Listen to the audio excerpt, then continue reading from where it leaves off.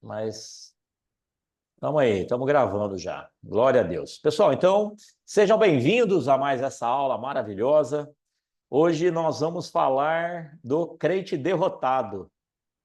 Infelizmente, nós vamos ter que tratar desse assunto, né? Falar que crente é derrotado é triste, mas é um tema que nós precisamos tratar, porque através disso, Deus vai abrir os nossos olhos para que a gente seja um crente vencedor, não um crente fracassado, ok? Amém? Amém. Amém, glória a Deus. Amém. Então vamos orar aí para Deus Amém. abençoar essa aula. Pai querido, louvado seja o seu nome, nós te damos graças, Senhor, por esse dia, por mais esse momento que nós estamos aqui reunidos na tua presença, para aprender mais de ti. Que o Senhor ministre nossos corações através do seu Espírito, que essa palavra habite em terra firme, Senhor, possa germinar, que a gente possa crescer cada dia mais na estatura do varão perfeito, que é Cristo, Senhor. E nós pedimos ao Pai que o Senhor abençoe essa aula, abençoe esses alunos, quem irá participar dessa aula e quem já está participando, abençoe os equipamentos, toda a conexão. Pai, que essa aula seja uma bênção na vida de todos nós e que nós possamos, ó Pai, levar a sua palavra a outras pessoas.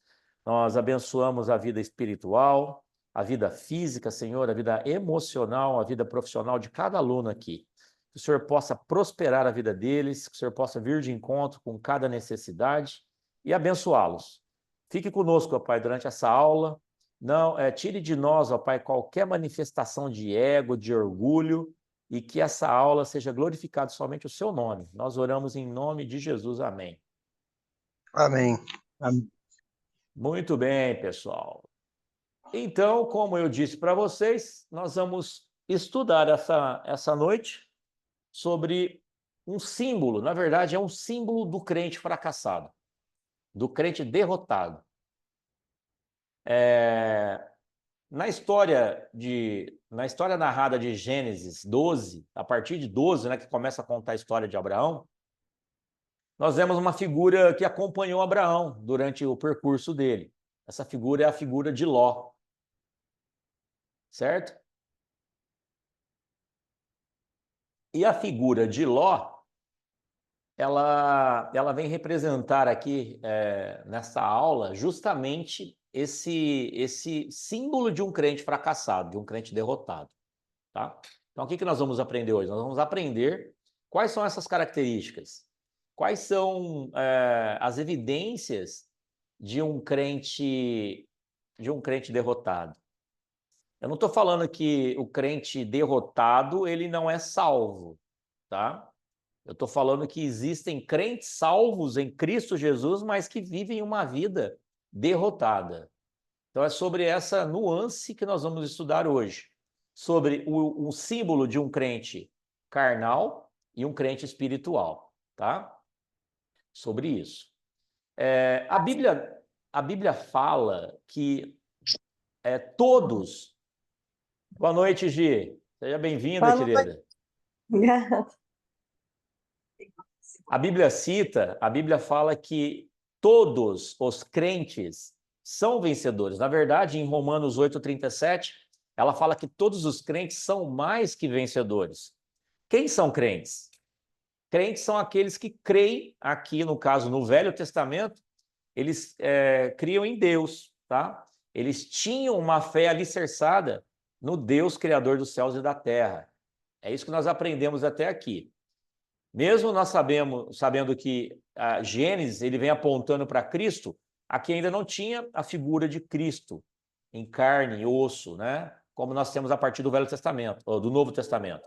Então aqui nós vemos que os crentes são essas pessoas. Então nós entendemos que eles já eram salvos, tá? E que eles criam em Deus. Mas, contraditoriamente, como nós temos visto, o que nós percebemos? Nós percebemos que muitos crentes, eles, mesmo recebendo essa bênção de ser vitorioso, mesmo sendo salvos, eles não fazem jus a essa legalidade que foi dada a ele. Eles acabam tendo uma vida de derrota, uma vida de fracasso. Então, tem muitos crentes que vivem essa vida. E como é essa vida? É uma vida sem compromisso com Deus.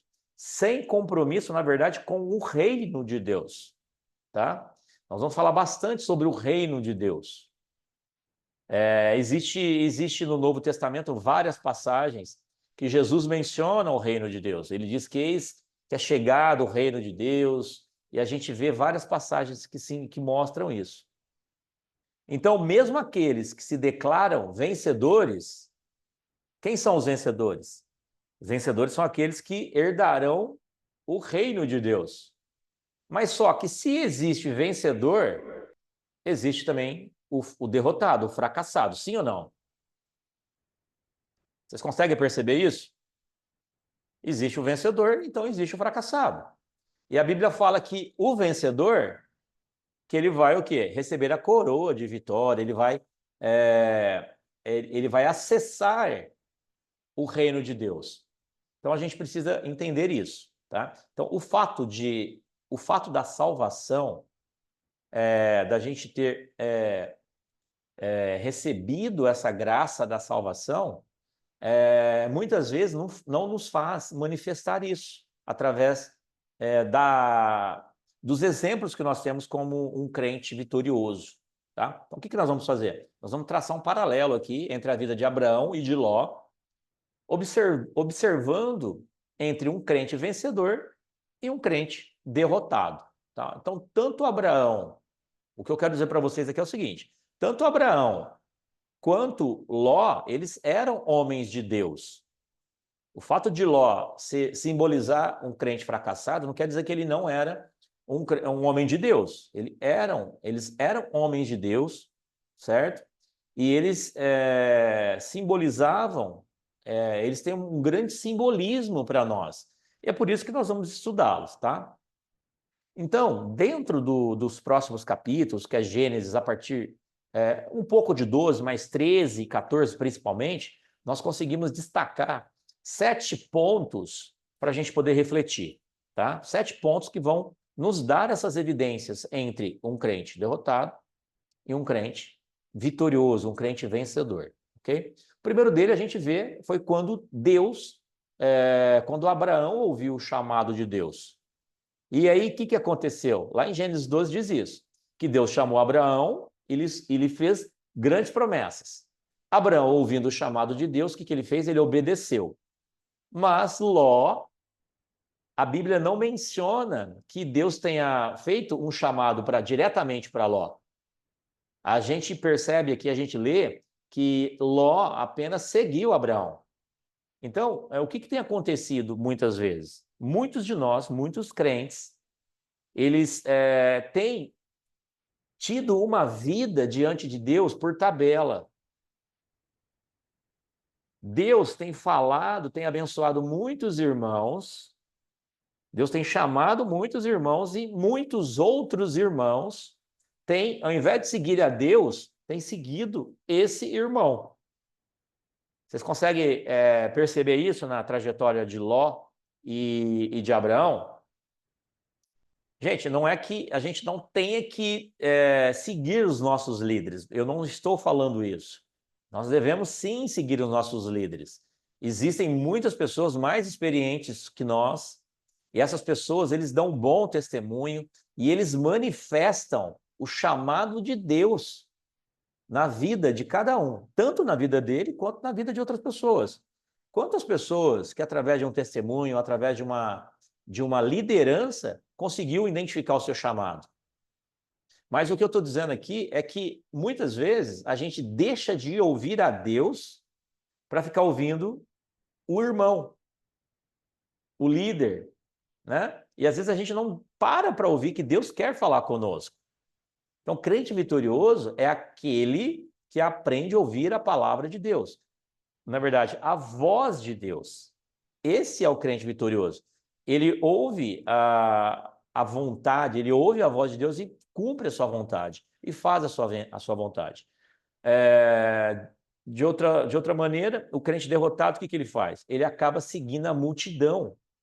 É aquele que gosta do movimento. Ele está no movimento, ele está no fluxo, na onda. tá? Ele está seguindo a manada. Percebe? Já viram pessoas assim? Sim ou não? Sim. Isso tem acontecido muito. Pessoas que, ao invés de seguir a Deus, seguem pessoas. A gente vê muito isso. Pessoas que indiretamente, involuntariamente, acabam cometendo uma idolatria. Acabam cometendo uma idolatria com o próprio líder, com o próprio pastor, com o próprio irmãozinho do louvor. Então é isso. Nós precisamos nos ater a essas questões. Então é muito importante esse exemplo que Ló nos traz aqui, que a Bíblia cita, tá? Porque não há como alcançar uma vida de vitória se a gente ficar indo atrás de profetas, se a gente ficar indo atrás de revelações, se a gente ficar... É como se a gente, sabe, tivesse fazendo o quê? A gente estivesse vivendo meio que no mundo de adivinhações. Ir atrás de uma pessoa só por causa de uma revelação, algo que vai nos dar um ponto, um norte. Parece que a gente está meio que tornando meio que místico o evangelho hoje e a palavra de Deus, de uma forma geral. Né? O misticismo por trás disso. Espiritualizando costumes de procurar adivinhas, pessoas que dão uma revelação. O que eu falo para vocês? Se Deus quer falar conosco através de um profeta, pode acontecer isso? Pode. Deus pode falar para nós através de um profeta. Mas que, se isso acontecer, o profeta ele vai confirmar aquilo que Deus já tem falado para nós no nosso íntimo. O profeta não vai vir falar nada de novo. O profeta ele vem confirmar aquilo que Deus já falou conosco. Aí eu falo para você, caso você não anda, você não consegue ouvir a voz de Deus. Você não ouve a voz de Deus. Aí você você recebe uma revelação de um profeta e você acaba recebendo aquilo como se fosse palavra de Deus. Aí você vai, eu estou diante da promessa, eu estou vivendo, vai lá e quebra a cara. Aí você sabe o que você faz? Você se rebela contra a igreja, você se rebela contra os líderes, você começa a falar mal. Mas por quê? Porque você não ouviu a voz de Deus, você ouviu a voz de um homem. Então a gente tem que ter muito cuidado com isso. Nós não somos seguidores de homens. Nós somos seguidores de Cristo. O ponto central do evangelho é Cristo. O evangelho, ele quer mostrar Cristo dentro de nós. Esse é o reino de Deus, é Cristo. Então, o Espírito Santo, ele habita em nós e ele nos conduz à verdade. Então, gente, eu não estou falando que nós temos que andar sozinhos também. Não adianta querer seguir carreira solo. Não é isso. Nós temos que viver em comunhão. Mas nós precisamos parar com essa mania de buscar palavra em homens. Nós precisamos ouvir a revelação que muitas vezes vem de um líder, de um pastor, de um pregador, de um evangelista. Mas nós temos que, primeiramente, buscar de Deus. Deus falou com você, você pode ter certeza que ele vai te confirmar na palavra, ele vai te confirmar através de alguém. É isso que aconteceu em toda a trajetória da palavra de Deus. E é isso que a gente precisa fixar no nosso coração. É isso que nós precisamos. Nós precisamos testificar. Nós precisamos confirmar aquilo que Deus tem nos falado. Tá? Então é isso. Então, Deus falou com Abraão. E o que Ló fez? Ló seguiu Abraão. Ló seguiu Abraão. Outro ponto que nós temos aqui é que Abraão, ele andou por meio de fé. Ele andou por meio de fé. Lá em Gênesis, capítulo 13, do verso 5 em diante, diz o seguinte, ó. Ló, que ia com Abraão, também tinha rebanhos, gados e tendas, e a terra não podia sustentá-los, para que habitassem juntos, porque eram muitos os seus bens, de sorte que não podiam mais habitar um na companhia do outro. Houve contenda entre os pastores de gado de Abraão e os pastores de gado de Ló. Neste tempo, os cananeus e os ferezeus habitavam nessa terra. Disse Abraão a Ló: não haja contenda entre mim e ti, entre os meus pastores e os seus pastores, porque nós somos parentes chegados. Acaso não está diante de ti toda, não está diante de ti toda a terra? Peço-te que te apartes de mim. Olha só, se você for para a esquerda, eu irei para a direita. Se você for para a direita, eu irei para a esquerda. Aí aqui tá. Ló levantou os olhos e viu toda a campina do Jordão, que era uma terra bem regada. Isso antes de Deus destruir Sodoma e Gomorra, como o jardim do Senhor. Então, gente, essa planície que Ló olhou e viu e visualizou, ela era comparada ao jardim do Senhor, lá no Éden. Era como a terra do Egito, aqui diz, como quem vai para Zoar. Então, Ló escolheu para si toda a planície do Jordão e partiu para o Oriente. Separaram-se um do outro. Gênesis 13, do versículo 5 ao 11. Aqui, o que nós percebemos? O que Abraão fez? Abraão deixou Ló tomar a iniciativa primeiro. Então, um crente que anda por meio de fé, o que ele iria falar? Eu vou orar agora. Eu vou buscar do Senhor a direção para onde eu tenho que ir. Desculpa, gente. Mas não, o que ele fez? Ele simplesmente olhou a planície na campina do Jordão e falou, é para lá que eu vou. Então aqui nós vemos que Ló, ele foi direcionado pelo que ele via, não pelo que ele cria, certo? Então, aqui a gente vê que houve contenda entre os pastores de gado de Abraão e de Ló. Então, ambos possuíam rebanhos, pastagens, e as pastagens elas não eram suficientes para alimentar o gado. Então, isso aqui era um problema. Foi aonde que Abraão disse, não haja contendas entre mim e ti, entre os meus pastores e os seus pastores. Só que aí, o que a gente viu? Ló preferiu seguir o bom senso dele antes de confiar ao Senhor. Ele preferiu confiar no seu raciocínio, na sua lógica, no que ele achava conveniente. É bem assim. E a gente vê isso acontecendo direto. Nós vemos isso acontecendo direto. É olhar para as campinas verdejantes, é olhar para a fartura, é olhar para aquilo que você acha que vai ser bom para a tua vida, é olhar para aquilo que você acha que é o certo, é aquilo que vai render para você, que vai te dar lucro. Por quê? Você está diante do oposto.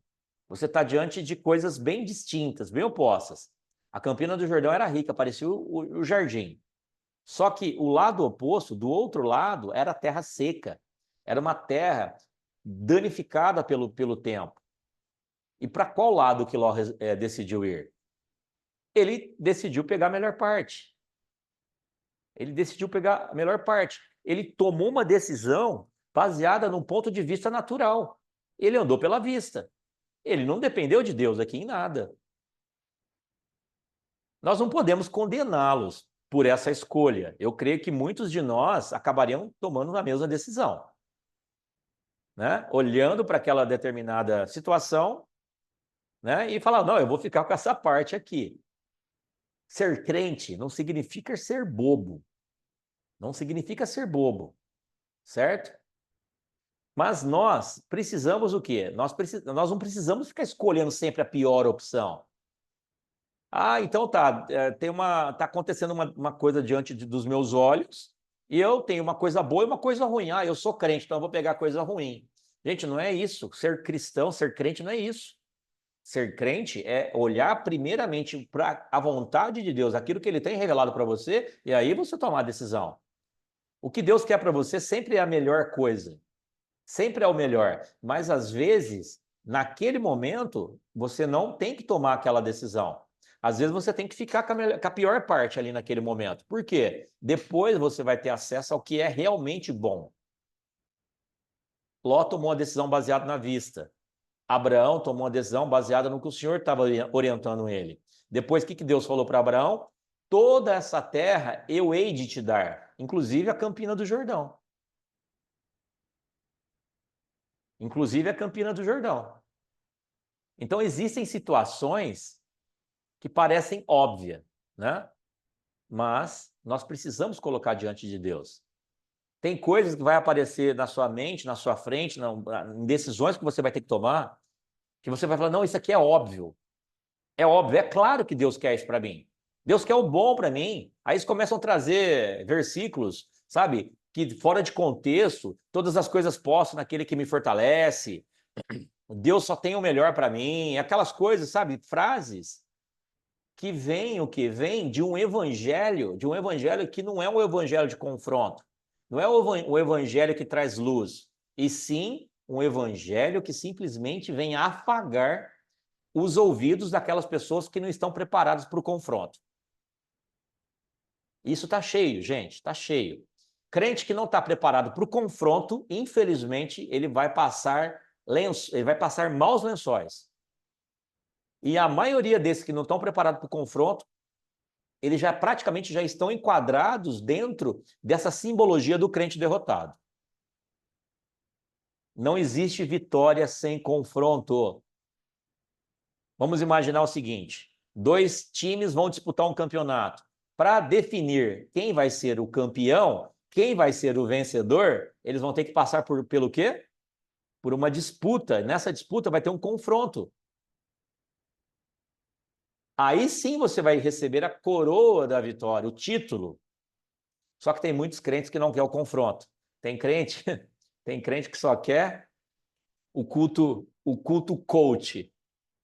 Palavras macias para ouvidos sensíveis. É isso. Só que eu vou te contar uma coisa. Esse crente, ele praticamente já decretou a falência dele. É o crente que não aguenta porrada. Não aguenta a palavra da verdade, a palavra que traz a luz. Nós precisamos do quê? Nós precisamos de sair do leitinho. Agora a gente tem que comer alimento sólido. Alimento sólido. O leitinho era quando nós estávamos lá atrás, mas agora não. Quando eu era menino, fazia as coisas de menino. Hoje eu sou homem, faço as coisas de homem. Então a gente agora precisa elevar o nosso patamar. Elevar o nosso patamar. Espiritual, é claro, tá? Então nós não devemos confiar na nossa própria capacidade. Não devemos confiar naquilo que vem com muita facilidade. Nós não devemos confiar naquilo que vem muito fácil, porque na maioria das vezes isso vem baseado na lógica humana, é natural. E foi isso que aconteceu com Ló. Ló foi andando pela vista, e aonde que ele foi parar? Ele começou a armar suas tendas ali na Campina do Jordão, e a Bíblia fala que ele foi aos poucos armando as suas tendas, um pouquinho mais próximo, em diante, até chegar em Sodoma. Gente, o diabo não vai te laçar logo de cara. Ele não vai te laçar logo de cara. Primeiro ele vai te mostrar uma campina verde, a grama verdinha. Já viu aquela história que a grama do vizinho está sempre melhor que a nossa? O diabo vai te mostrar isso. Ele vai falar, olha, aquela grama está melhor do que a sua. Para você tirar o olho do objetivo, do foco, e começar a olhar as circunstâncias. A hora que ele vê que você já está engodado, que você já foi ali envolvido, ele vai te apresentar mais coisas. Foi o que ele fez com Ló. Gênesis 13, versículo 12, diz que ele armava as tendas de lugar em lugar até chegar a Sodoma. A gente sabe que Sodoma representa tudo que é contrário a Deus, tudo que é contrário à vontade de Deus, à palavra de Deus. Ali representa o homem carnal, representa o pecado, representa a constituição diabólica que o diabo introjetou ali nos moradores de Sodoma. Mas Ló queria ir para Sodoma. Então, às vezes, a nossa decisão astuta, né, com uma certa expertise, hoje, ela vai nos frustrar amanhã. Às vezes a decisão que a gente toma hoje, baseado no que a gente acha, nossa decisão é uma decisão certa. É claro que Deus quer isso para mim. Às vezes você está sendo esperto demais. O que vai acontecer? A sua expertise de hoje vai te levar para Sodoma amanhã. Então nós precisamos o quê? Nós precisamos acreditar que nós precisamos de Deus a cada momento. Confiar na força de Deus, não no nosso próprio entendimento. Confiar no nosso próprio entendimento, infelizmente, o nosso destino é Sodoma. Nosso destino é Sodoma. Esse que é o grande problema do cristianismo nos dias atuais. Esse que é o grande problema. A vida cristã tem se tornado algo meramente moral. O que eu quero dizer com isso? O crente fala assim, olha, eu sei, isso é certo e isso é errado. O crente sabe separar o que é certo e o que é errado, o que é bom e o que é mal. Para eles, isso já basta. Mas isso não basta para Deus. Quantos crentes estão indo para o inferno sabendo discernir o que é certo e errado? Quantos crentes estão comprometendo as suas vidas sabendo o que a diferença entre o bem e o mal? Deus não quer fazer apenas homens bons. Ele quer fazer, através desses homens bons, ele quer colocar dentro desses homens bons a natureza de Deus dentro dele. Ele quer que a gente tenha dentro de nós o reino de Deus, a natureza de Deus dentro de nós. Então, gente, não é uma questão de saber o que está certo e errado, mas é uma questão de saber o que Deus quer para você. É uma questão de saber o que Deus quer para a nossa vida.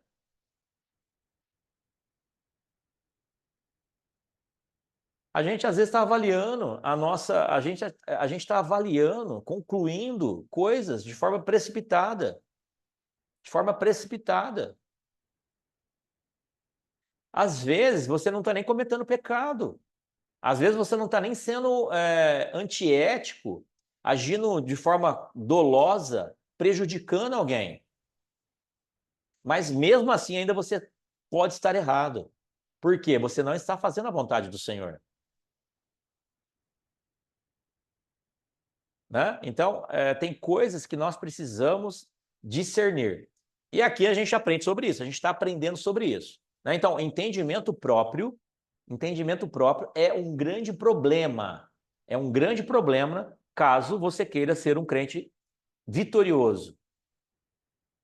Se você quiser ter uma vida vitoriosa, um crente vencedor, você não pode confiar no seu bom senso e principalmente na sua inteligência.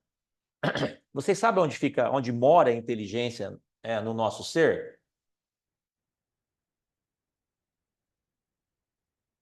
A inteligência, ela mora na alma. A alma é a sede da nossa inteligência, dos nossos desejos, das nossas emoções e decisões. É ali. Então, a gente tem que tentar quebrar a nossa carne para a gente poder não ficar dependendo da nossa inteligência e sim buscar no Espírito. Quando Paulo fala que ele ia massacrar a carne, ele ia fazer moer a carne, porque ele queria quebrar a carne para ele não depender da alma, que está muito ligada à carne, para depender do Espírito.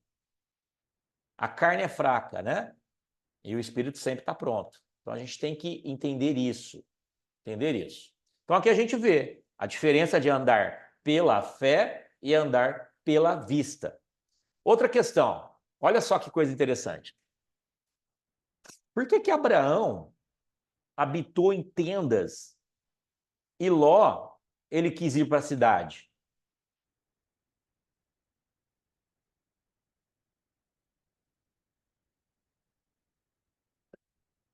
Ló, ele poderia continuar com Abraão, mas ele preferiu ir para a cidade.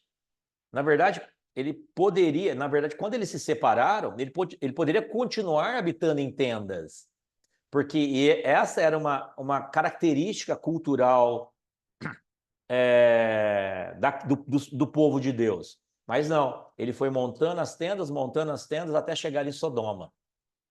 Então ele deve ter passado na cabeça de Ló o seguinte, ele, em certo momento, ele estava lá montando as suas tendas e, de repente, ele viu a cidade e ele falou, poxa, por que eu ainda estou aqui em tenda? Sendo que tem uma cidade confortável, que poderia até, entre aspas, prover para ele alguma segurança, proteção. Com certeza ele olhou para o conforto, para a diversão. Ele perguntou assim para si, o que há de errado nisso? O que há de errado morar numa cidade? Gente, o que há de errado de você mudar do seu bairro para um outro bairro, para uma outra cidade, para uma outra região? O que há de errado? Que problema tem entre eu sair de uma casa e eu ir para outra? Ou seja, de deixar de habitar em tendas para ir habitar em uma cidade. A gente precisa entender assim, a mensagem por trás disso. Por que Abraão e a maioria dos patriarcas não habitavam em cidades? Vocês lembram qual foi o primeiro chamado de Deus para Abraão? Ele falou assim, ó, sai de Ur dos Caldeus, sai da sua casa, da casa dos seus pais, sai da sua parentela e vai para a terra que eu te mostrarei. Ali era uma cidade, Ur dos Caldeus era uma cidade. Por que Deus tirou Abraão de uma cidade? E fez ele habitar em tendas durante toda a vida dele? Porque as cidades, Sim. naquela ocasião, elas simbolizavam, todas as cidades ali, elas idolatravam e cultuavam algum deus pagão. Todas as cidades ali tinham uma conspiração satânica ali, uma idolatria. É por isso que Deus não orientou Abraão a morar em cidades, e sim morar em tendas. Lá em Hebreus 11, 9, comprova isso. Hebreus 11, de 9 a 10, fala que pela fé Abraão peregrinou na terra da promessa, habitando em tendas, porque aguardava a cidade que tem fundamentos, da qual Deus é o arquiteto e fundador. Quando Abraão habita em tendas, ele está esperando a cidade que Deus prometeu para ele, que é a Canaã. E hoje é a nova Jerusalém, que Cristo vem nos trazer, no qual ele é o arquiteto, o fundador. Vocês conseguem fazer as conexões? É isso que é isso que Deus falou para Abraão, é isso que ele entendia. E Abraão seguiu aquilo, mas Ló não. Ló resolveu morar em cidade. Então hoje a gente vê o quê? Os vencedores, temos pessoas vencedoras andando debaixo do temor de Deus. E os derrotados, os fracassados, fazendo aquilo que é mais confortável. Gente, tem muitos líderes hoje entrando em grande crise ministerial. Sabe por quê? Porque a tenda dele já não é mais suficiente. Ele quer sair de uma tenda para ir para uma cidade. Nós temos visto hoje o quê? Líderes assumindo um papel difícil diante do seu ministério, principalmente diante de Deus, porque ele não está entendendo o chamado. Ele está andando só por vista, ele parou de olhar para a fé, não vive mais pela fé.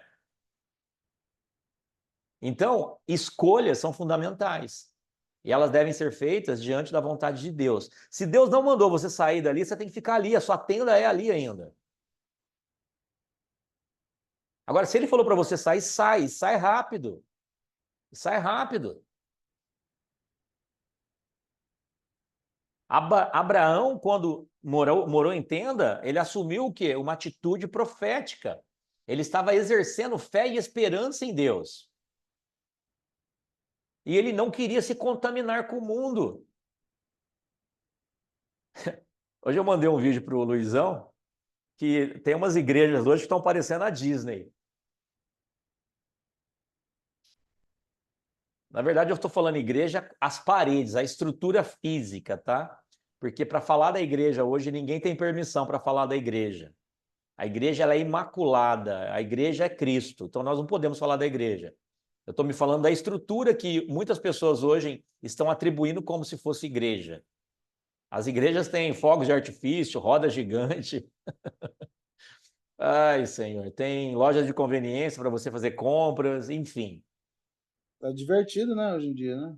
Exatamente, por quê? Hoje, você não precisa mais implantar o reino de Deus no mundo. Hoje você implanta o mundo dentro da igreja, dentro das áreas ali. Tá comum isso. Tá comum. Por quê? Tá comum? Porque existe uma necessidade dentro do ser humano e essa necessidade está sendo suprida o quê? Com palavras meigas, doces, com ambientes super confortáveis, com ambientes, sabe? Eu não estou dizendo que você não tem que procurar um lugar, que a igreja não tem que oferecer um lugar confortável para você. Mas só que o que vai salvar não é o ar-condicionado, as cadeiras, as poltronas e o visual. O que vai te levar para a glória, a ser um vencedor, é justamente esse confronto que as igrejas não dão, os líderes não dão hoje. Por quê? Se ele confrontar, o fiel vai para outra igreja que não tem confronto.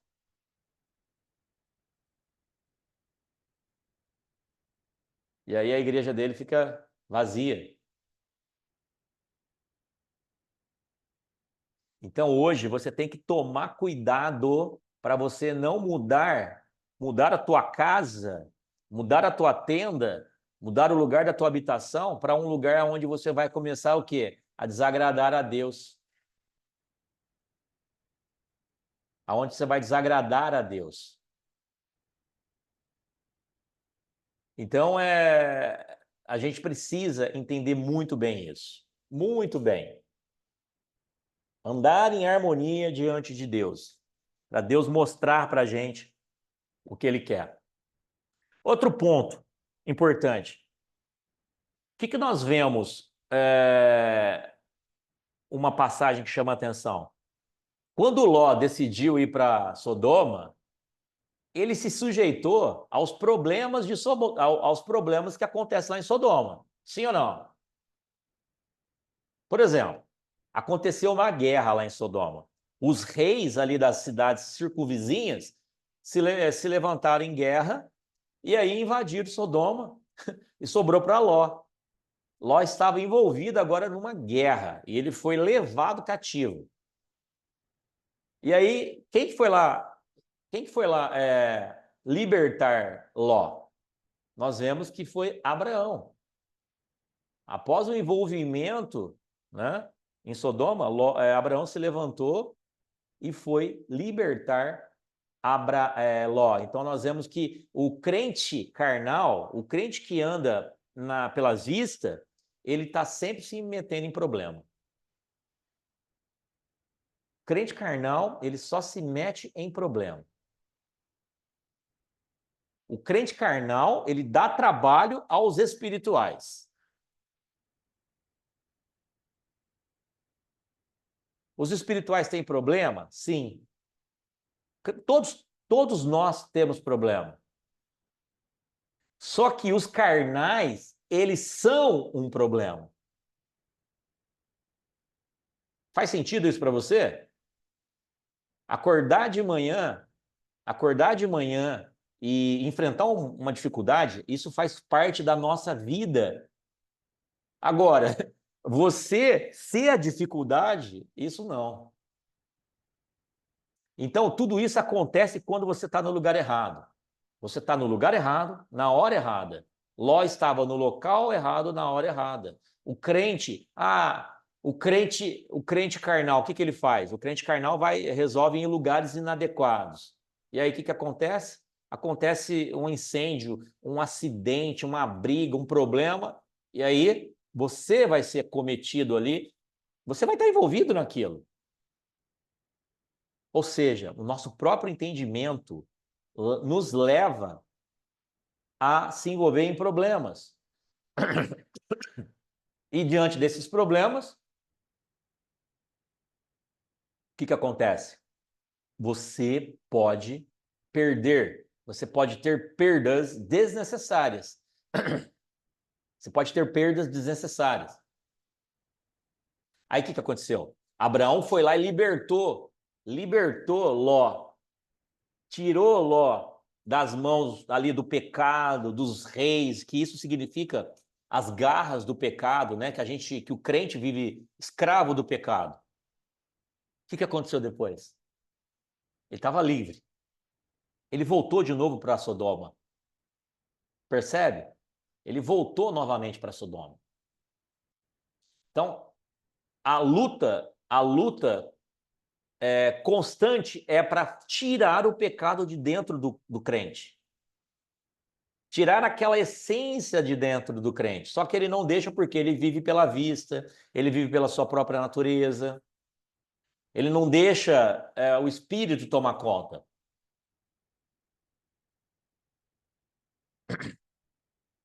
Deus, ele fala com Abraão. Deus falou com Abraão, mas ele não falou com Ló. No capítulo 18 de Gênesis, Deus resolve destruir Sodoma. E ele não esconde, e ele decide não esconder isso de Abraão. Ele diz assim lá em Gênesis 18, 17: ocultarei a Abraão o que estou fazendo, o que estou prestes a fazer? Né? E aí ele vai lá e fala para Abraão: vou destruir Sodoma. Aí tem toda aquela argumentação que Abraão tem. Ah, só há de destruir se tiver 50, 100. Só há de destruir se tiver 80. Só há de destruir se tiver 50. Só vai destruir se tiver 10. E Abraão sabe que não tem. Mas ele negocia, ele argumenta com o Senhor. Então a gente precisa entender que Deus falou com Abraão e não falou com Ló. Abraão compartilhava o coração de Deus. Ló estava alheio, indiferente ao que estava acontecendo. Não diz que Deus em nenhum momento compartilhou algum plano com Ló. A Bíblia não cita isso. Não cita. E é o que tem acontecido hoje. Deus tem agido no nosso meio. Deus tem agido. Quantos percebem o mover de Deus? Quantos percebem? Diante de tudo que está acontecendo, quantos crentes conseguem ver o mover de Deus diante disso? Diante de todas essas situações de guerra civil que estão acontecendo, guerra política, mudança climática, catástrofes, uma série de eventos acontecendo, onde que você está vendo o mover de Deus? Deus está falando para uma série de crentes, só que tem uma série de crentes alheio a isso.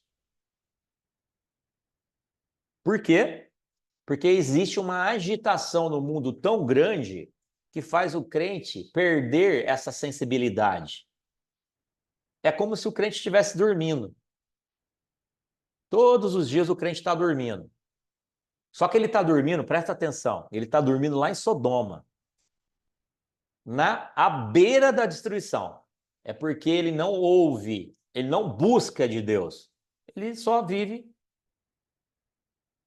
Exatamente. É a dispersão. Mas isso já o mundo jaz do maligno. Essa confusão faz parte da estratégia diabólica.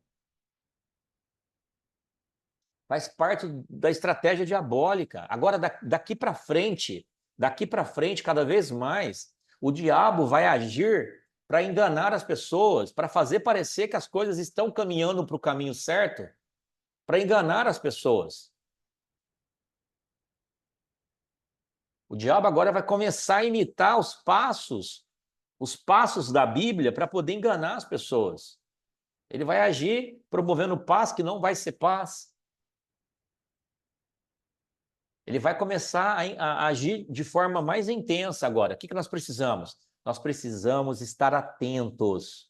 Nós precisamos ouvir a voz do Senhor. Precisamos ouvir Deus falando conosco. E aí a gente vê que Ló foi salvo pela intercessão de Abraão.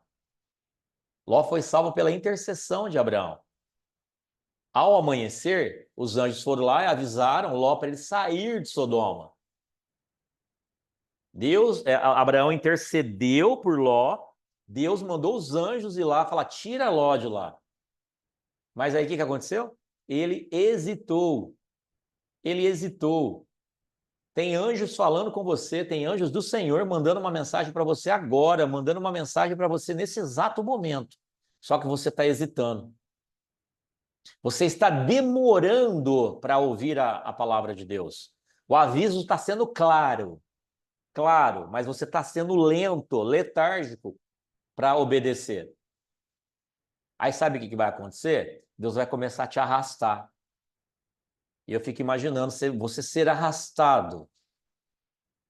Deus não está aqui, diz que foi arrastado, né? Foi meio que na marra. Vai doer, porque você não está ouvindo a voz de Deus pedindo para você sair gentilmente. Mas pela intercessão de muitos, não é pela sua fé, não, porque pela sua fé você ficaria em Sodoma e morreria. Mas pela intercessão de muitos, Deus ainda está tendo misericórdia da sua vida.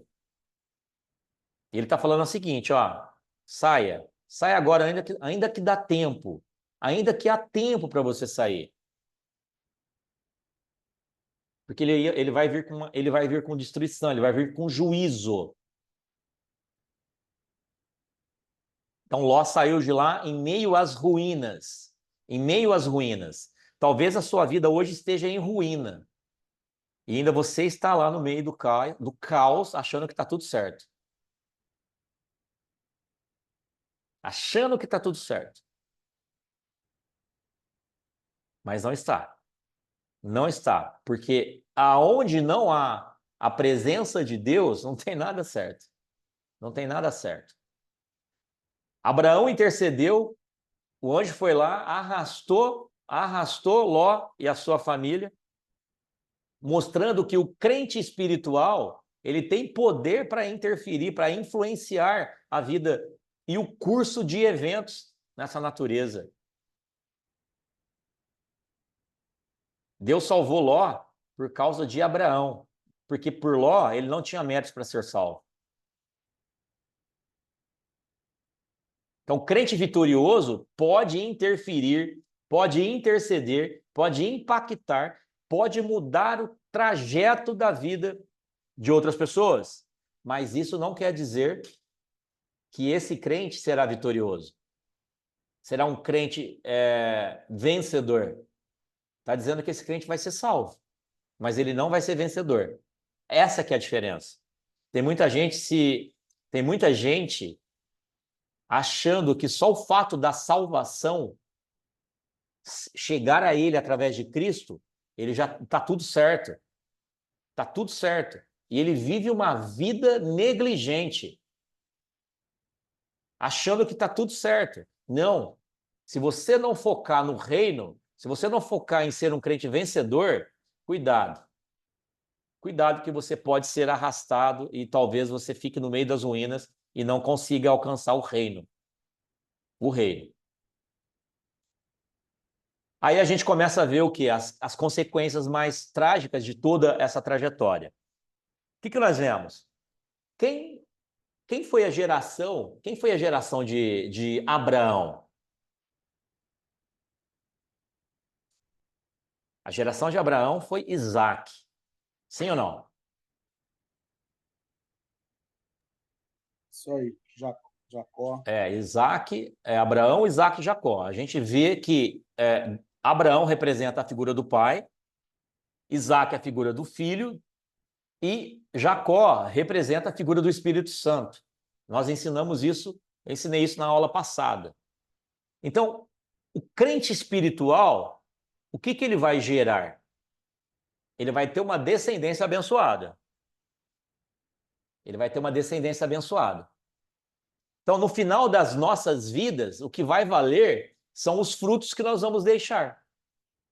Os frutos de escolhas, os frutos de decisões. E aqui a gente vai ver o fruto das decisões dessas duas pessoas. Abraão gerou Isaac. Isaac simboliza Cristo. Propósito final de Deus para a humanidade, ou seja, a salvação para a humanidade. O que Deus quer? Deus quer que através de nós expressemos esse fruto que nós temos dentro de nós. Quer que nós expressemos a Cristo. tornando-o visível ao mundo. Agora, por outro lado, o que a gente vê com Ló? Ló, ele se envolveu em outra situação problemática ali, complexa. O fato dele estar em Sodoma, o fato dele ter perdido a mulher, o fato dele ter ficado sem descendente homens para poder dar continuidade na sua geração, fez com que as filhas deles, as filhas de Ló, cometesse um incesto ali com o pai. Cometesse um incesto ali. E desse origem a duas gerações opostas ao povo de Deus.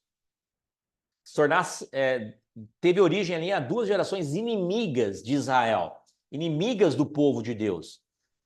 Gerações que fazem culto à carne. Culto à carne, culto idólatra. Essas gerações são Amon e Moabe, que são os dois filhos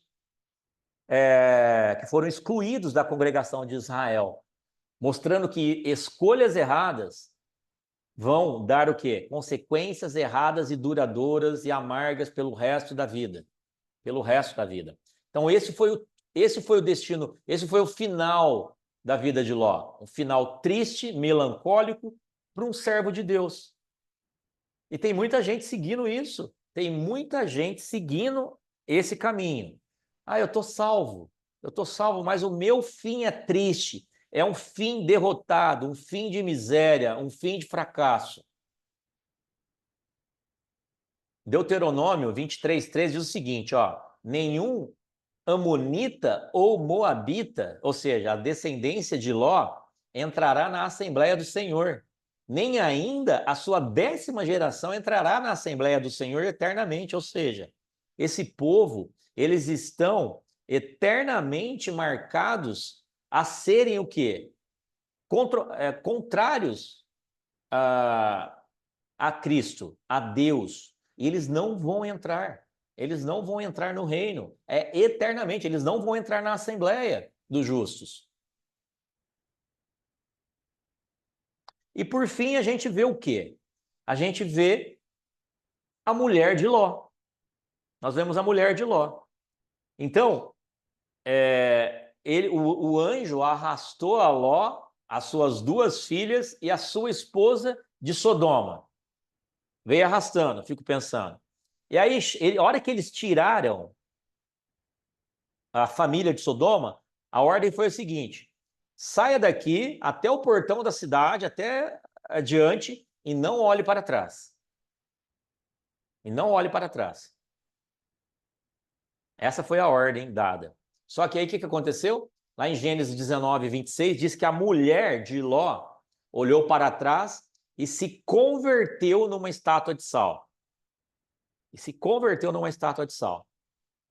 É engraçado a gente observar que a mulher de Ló, a esposa de Ló, é a única mulher quem Jesus mandou a gente se lembrar. Ele diz o seguinte: lembrai-vos da mulher de Ló. Ele não falou para lembrar de Maria, de Marta, não, mas ele falou: lembrai-vos da mulher de Ló. Lucas 17:32. Por que será? Porque existe aqui um princípio por trás que nós precisamos prestar atenção. Gente, nós estamos falando de crentes aqui, não estamos falando de gente que estava perdido no mundo, não, que estava no mundo, que estava sem salvação, não. Nós estamos falando de crente, de gente que é batizado, gente que passou pelas águas. Estamos falando de gente crente, não é de ímpio, não. Ela e a família dela foram salvos pelo anjo. Só que aí ela olhou para trás. Sodoma representa o inferno, Sodoma representa o mundo carnal, Sodoma representa o pecado, Sodoma representa o desejo da carne, tudo aquilo que vem do homem. Havia alguma coisa ali em Sodoma que fez com que essa mulher olhasse para trás e impedisse ela de ser uma vencedora. Quantas coisas que nós vivemos hoje que nos faz lembrar e olhar para trás, deixarmos de ser sal e nos fazer o quê? Ser derrotados. Quantas coisas que você tem hoje feito que tem feito você deixar de ser um vencedor? Quantas coisas que tá te prendendo lá atrás, que você não consegue se soltar? O anjo te tirou várias vezes. A mão de Deus foi lá e te tirou várias vezes, mas você faz questão de voltar para a lama. Você faz questão de voltar para Sodoma. A Bíblia diz que ela olhou para trás e se converteu, se tornou uma estátua de sal. Deus estava tirando aquele povo de Sodoma, Deus estava tirando aquele povo do pecado, como ele faz com muita gente hoje. Ele tira aquelas pessoas do pecado. Ele abre os olhos dessas pessoas. Só que essas pessoas não querem voltar. Elas não querem ficar num lugar seguro. Elas querem voltar. Elas querem voltar. Deus quer te levar para um lugar de glória, de vitória, e você volta para o fracasso. A Bíblia diz em Mateus 5:13, que todo crente deve ser como o sal da terra. Todo crente deve ser como o sal da terra. O sal, ele é um objeto que purifica, um objeto que dá sabor, um objeto que faz a diferença. Faz a diferença.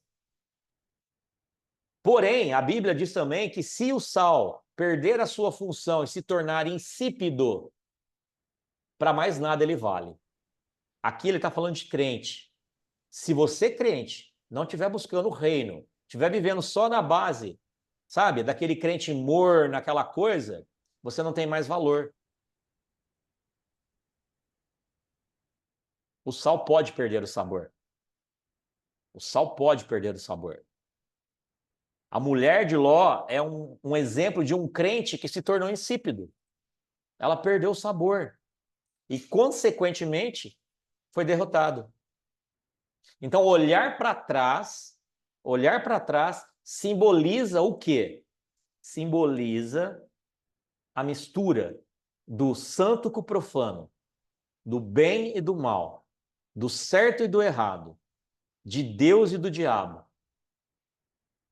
Você é um crente, mas ainda você está misturado com o mundo.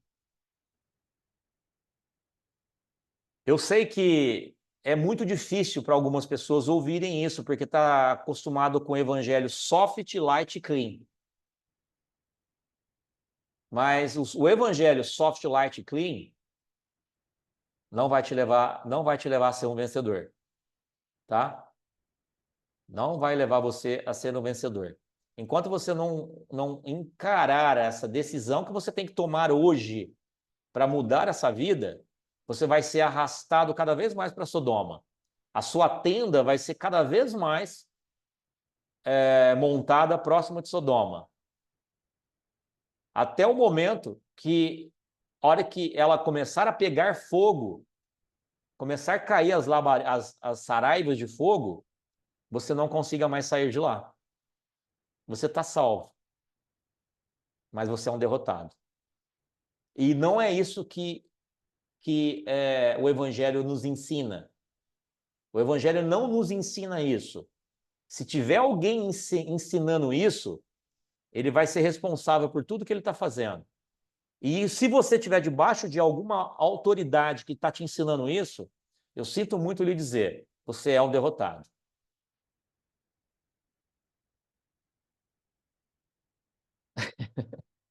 Mensagem maravilhosa de Deus. Glória a Deus pela mensagem, por essa palavra, por esse ensino. E aqui a gente vê o quê? A gente vê a história de um crente de sucesso e de um crente derrotado, de um vitorioso e de um fracassado, de um vencedor e de um crente derrotado, que é o que nos mostra essa passagem de Abraão e Ló. E eu deixo essa palavra para você guardar no seu coração e que ela seja divisor de águas na tua vida.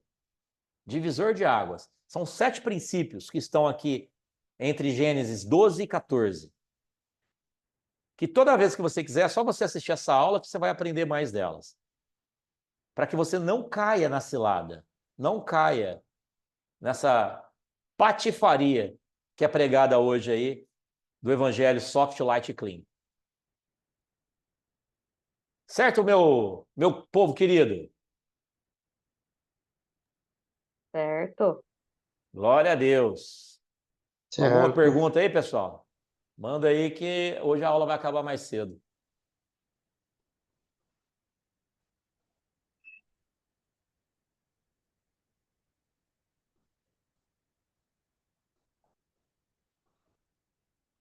É isso aí, Luizão. Hoje foi para maciar. Assim, olha, eu confesso para vocês que é maravilhoso você ouvir uma palavra que te traz esperança. É maravilhoso você ouvir uma palavra que conforta teu coração. Só que não adianta nada a gente ter essas palavras, só que elas não promoveram o quê? Transformação na tua vida. Se não tiver transformação, gente, não tem sentido. Se não houver transformação, não tem sentido nenhum.